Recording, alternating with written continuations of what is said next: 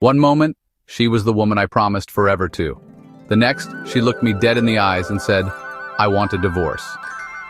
In that heartbeat, my world exploded, and what happened next changed everything I thought I knew about love, betrayal, and forgiveness.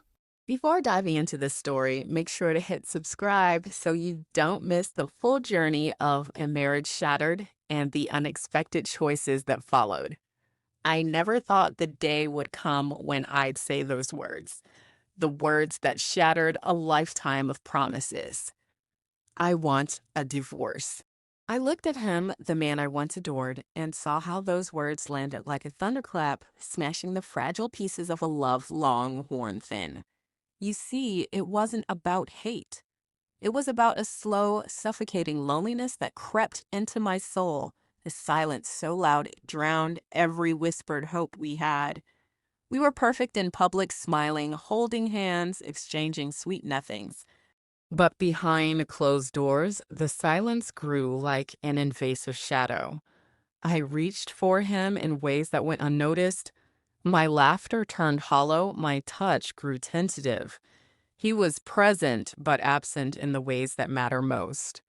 I carried a secret, one I buried deep beneath layers of guilt and despair, but secrets have a way of clawing their way out.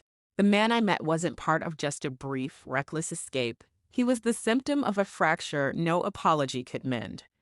One evening, my phone buzzed, a message from someone who wasn't my husband, lighting up the screen like a spark in a dark room.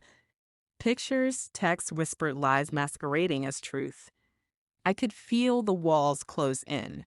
That betrayal wasn't just his, no, it was mine too. Against every instinct, I craved to be seen, to be heard.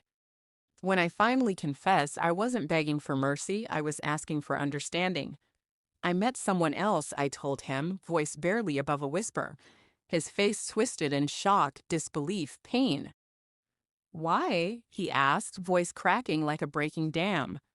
I swallowed hard. "Because in the years we spent together, I lost myself. You stopped seeing me."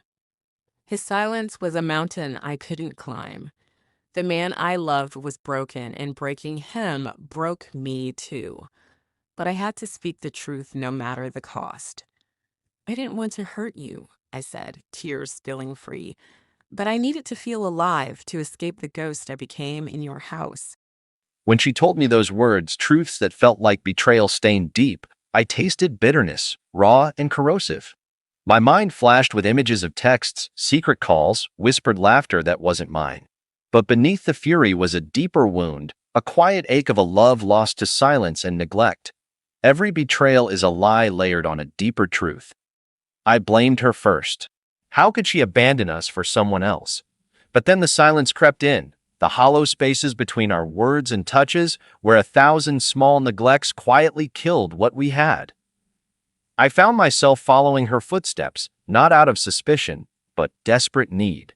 Watching her laugh freely with another man, I felt the finality of what we'd lost, but I also saw the woman I once loved, alive and breathing outside of our crumbling world. When I confronted her, the anger erupted like a volcano. "Because you stopped listening. You stopped being there. I was invisible in the life you lived around me." That hit harder than any blow. I realized then that betrayal is never just about what someone did, it's about what was missing, what was lost, what no one made space to save. We fought, not with fists, but with shattered hearts, bleeding confessions, in a war only we could see. "We failed each other," I said quietly when the shouting died. "Maybe we can learn from this, or maybe we're meant to go separate ways, stronger for it." Letting her go was the cruelest mercy.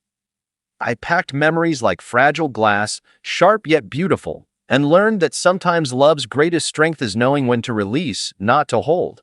If this story left you breathless or aching, remember this: betrayal might break us apart, but it also strips away illusions, revealing the raw truth beneath.